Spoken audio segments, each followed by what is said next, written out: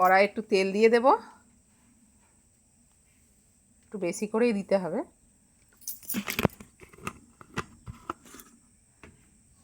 তেলটা গরম হয়ে গেছে, এর মধ্যে শুকনো লঙ্কা ফোড়ন দেবো, একটু কালো জিরে ফোড়ন দেবো,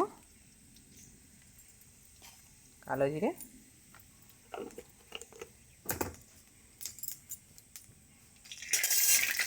লঙ্কার কালো জিরেটা ভাজা হয়ে গেছে। ওর মধ্যে এই লাউ খোলা নুন দিয়ে একটু সিদ্ধ করে রেখেছিলাম, এই যে এইটা দিয়ে দেবো।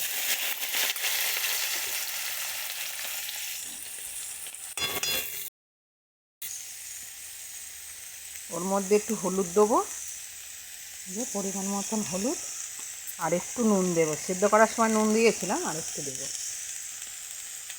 দিয়ে এটাকে ভালো করে ভাজবো।